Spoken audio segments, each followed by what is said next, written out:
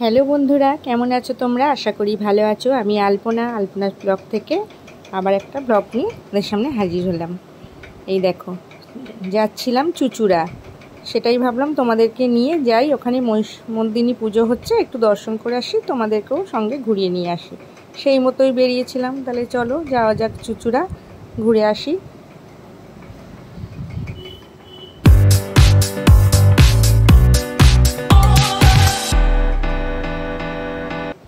এই যে বেরিয়েছিলাম ওখান থেকে, পঞ্চাননতলা থেকে অটো ধরে চুচুড়ার এটা হুগলির অটো ধরেছি আমি। ব্যান্ডেলপুর নেমে ওখান থেকে টোটো ধরে নেব।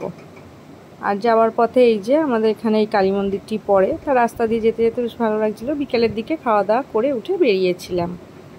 তা মানে দুর্ভাগ্য সেটা দেখো, এখানে এসে গেছি আমি। এই যে মন্দিরটি ভারী অপূর্ব সুন্দর মন্দিরটা, কিন্তু এসে দেখলাম পুরো ফাঁকা। মানে নবমী পুজো হয়ে মা বিসর্জন হয়ে গেছে, মেলা উঠে গেছে। এত মনটা খারাপ হয়ে গেল যে আসার কথা ছিল, আসতে পারলাম না। আর ভাবলাম মায়ের দর্শন হবে, সেটাও হলো না, মন্দির পুরো বন্ধ। তো ওখানেই মেলারই এক দিদি বলল যে এই মেলাটাই উঠে গেছে, ওখানে গঙ্গা পুজো হচ্ছে, ওইখান থেকে ঘুরে এসো। তো যাওয়ার আগে পাশের এই মন্দিরগুলো আছি দেখি একটু দর্শন করে নিই। তো এই মন্দিরগুলোও দর্শন করে ভাবলাম যাক, তবুও মনটা শান্তি হলো যে এখানে বাবা বিরাজ করছেন, পাশে মা আছে। সেটাই দেখো, এখানে একটি শিবলিঙ্গ, কালো কষ্টি পাথরের শিবলিঙ্গ, ভারী সুন্দর। আর তারই পাশে একটা সাদা বেদির ওপর গণেশজি বিরাজ করছে। ওখানে দুটি ত্রিশূল আছে, আর পাশে নন্দী মহারাজজি। এই দেখো গণেশটা একদম মন্দিরের সাইডে, আর গ্রিলগুলো বন্ধ ছিল। তো ওই ফাঁক থেকেই দর্শন করেছি, তোমাদেরও দর্শন করিয়ে দিচ্ছি। ওই পাশে মা আছে, চলো সেটাও দর্শন করব। এই যে বেশ সুন্দর, এই মন্দিরটাও বেশ সুন্দর। এই যে চলো, এইখানটা ধূপবাতি যে দেওয়ার যে স্ট্যান্ডটা, ওইটা রাখা আছে। আর দূর থেকে দেখো এই মন্দিরটা, এত সুন্দর মন্দিরটি। সবে পুজো গেছে, মানে ওখানে একটা অন্য রকম পরিবেশটা এখনও বেশ সুন্দর, মানে স্নিগ্ধ পরিবেশ এরকম মনে হচ্ছিল। আর এই যে ওই শিব মন্দিরটির সঙ্গেই একই সঙ্গে করা পাশেই মা কালীর একটি মন্দির। এত সুন্দর মায়ের বিগ্রহটি। তারই মায়ের একদিকে রয়েছেন রামকৃষ্ণ, আর একদিকে মা শারদা। ডান দিকে রামকৃষ্ণ আর বাঁ দিকে মা শারদা, আর মা সাদা বেদির ওপরে বিরাজমান। তা ওটা দেখে ওনার কথা মতোই আবার এইটা হলো কালী মন্দিরটি। এটা গরুদেবের চিত্র করা আছে। এই রাস্তা দিয়ে সোজা হেঁটে গেছি, বেশি খুব যে দূরে না, আবার এক পা দু পা এগুলোও না, কিছুক্ষণ 2-3 মিনিট 4 মিনিট হাঁটতে হবে। আর এইখান থেকে আসার পথে একদম সোজা, মানে রাস্তাটা গিয়ে ধাক্কা লাগছে বলতে পারো, একটি কালী মন্দির। কালী মন্দিরের পাশ থেকেই এই যে গেটটা করা হয়েছে, এই পাশে ওখানেই মেলা বসেছে, আর মা গঙ্গার পুজো হচ্ছে। মানে এই পুজোটা দশহরার দিন থেকে শুরু হয়, 5 দিন নাকি থাকে। তা ওই দিকে ঢোকার আগে ভাবলাম যাই, মাকে এখানেও একবার দর্শন করে নিই। তা তখন বিকালবেলা সবই মন্দির খুলে পরিষ্কার, এই যে ঝাড়ু দিচ্ছে বলে ওই জন্য আর তখন উঠিনি, দূর থেকেই মাকে দর্শন করেছিলাম। তো সুন্দর দেখো, শ্যামা কালী। এই যে মানে ওই কৃষ্ণকালীর মতো আর কি গায়ের রংটি মায়ের। এটাও বেশ সুন্দর, মন্দিরটাও ভারী সুন্দর। এই যে ওপরে একটা ঝাড়বাতি লাগানো আছে, পাখা লাগানো রয়েছে। তো এই রাস্তা থেকেই দাঁড়িয়ে দর্শন করে, আর এই যেখানে একটি লাইটের গেট লাগানো হয়েছে, এই গেট দিয়েই গেলাম মেলার দিকে।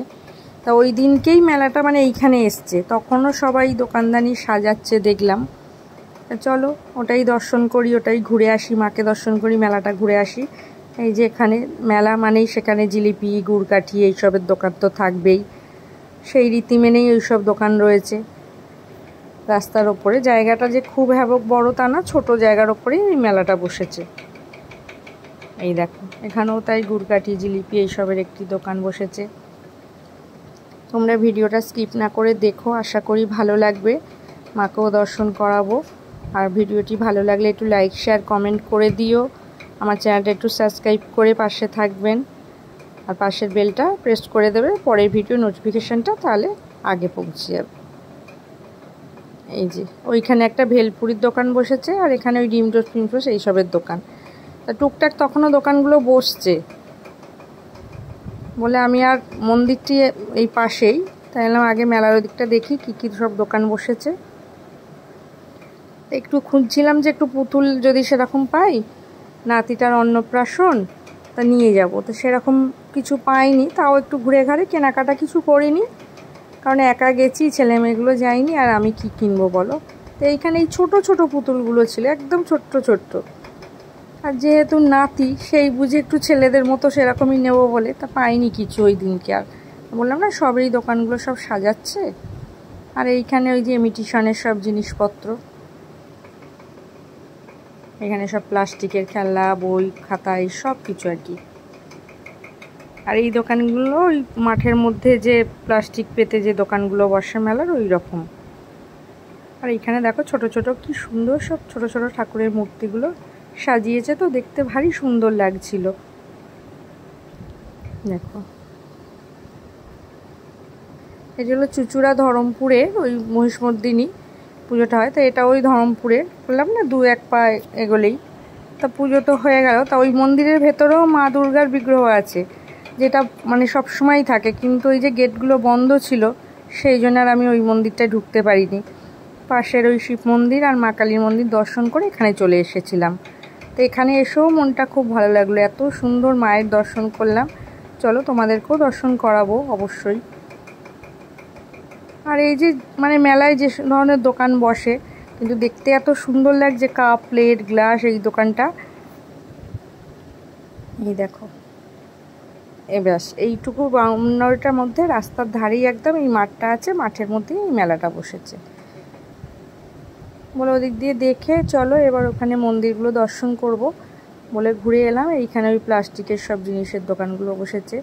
আর এটি একটা শিব মন্দির, দেখো ওই মহাকালের একটি চিত্র আঁকা আছে, ছোটোখাটো ছিমছাম, খুব সুন্দর মন্দির। মানে এই মন্দিরটা এখানে থাকে, আর ওই যে দূরে প্যান্ডেল করে ওখানে মায়ের পুজো হয়েছে। এই দেখো প্যান্ডেলটা করেছে এটা। তা আগে ভাবলাম বাবাকে দর্শন করে নিই, বিকাল হয়ে গেছে, তখনও দেখলাম এই গেটটা খুলিনি, হয়তো ওই সন্ধ্যা আরতি হবে যখন, তখন হয়তো গেটটা খুলবে। এই যে ভিতরে 2টি শিবলিঙ্গ আছে, একটি কালো একটি সাদা।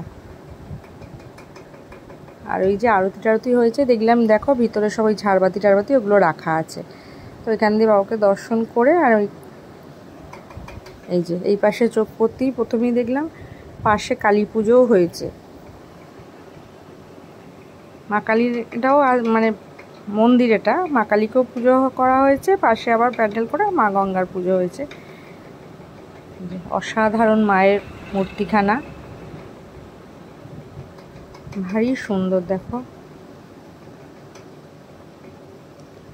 এরপরে মানে নাতির অন্নপ্রাশনের যাতায়াতটা বা অন্নপ্রাশনের ভিডিও আসবে, তোমরা দেখো, দেখে কীরকম লাগছে তোমরা অতি অবশ্যই কমেন্ট করে জানিও, পরপর আসবে।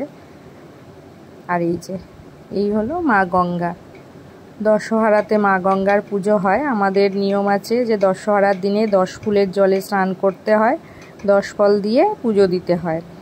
আর ওই দিনকে আমাদের মানে ভাত খাওয়া হয় না, অন্ন খাওয়া হয় না, ফলাহার খাওয়া হয়। মানে চিড়ে, দই, নতুন যে আম, লিচু, কাঁঠাল, যে ধরনের ফলগুলো এই সময় ওঠে, ওই সব ফলাহার খাওয়া হয়। মানে উনুন জ্বলে না, রান্না হয় না আর কি, ওই দিন গরম খাবার খেতে নেই আমাদের। অসাধারণ মায়ের মুখশ্রীটা। আর মা মকরের ওপর, মকর মাছের ওপর মা বিরাজমান, আর ওপরে ত্রিদেব আছে, ব্রহ্মা, বিষ্ণু, মহেশ্বর।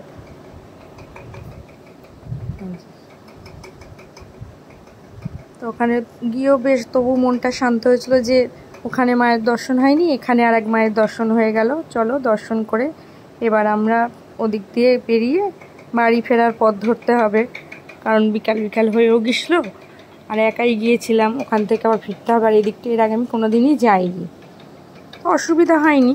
যাবার সময় গিয়েছিলাম অটো টোটোয়, আর ফেরার সময় ওখান থেকে টোটো ধরে আমি চলে এসেছিলাম চুচুড়া স্টেশন। বেশিক্ষণ না, একটুকুনি কি ওখান থেকে, তো স্টেশন থেকে আবার ট্রেন ধরে নিয়েছিলাম। এই দেখো আর এই দিকটা দেখলাম মানে ঢুকতেই এই দিকটা ওই বাচ্চাদের এগুলো বসেছে, এই যে জাম্পিংয়ের এটা বসেছে, ওখানে মিকি মাউসের ওইটা বসেছে। মেলা পার্বণ তো ওদেরই একটু আনন্দ বলো না, ওরা গিয়েও একটু এগুলো, আর ওই নাগরদোলা বাচ্চাদের যে নাগরদোলাটা ওখানে ফিট করছে। তাহলে চলো এবার বাড়ি ফিরি। ভিডিওটা কীরকম লাগলো বলো, ভালো লাগলে একটু লাইক করে দিও। আজকের মতো আসলাম, টাটা।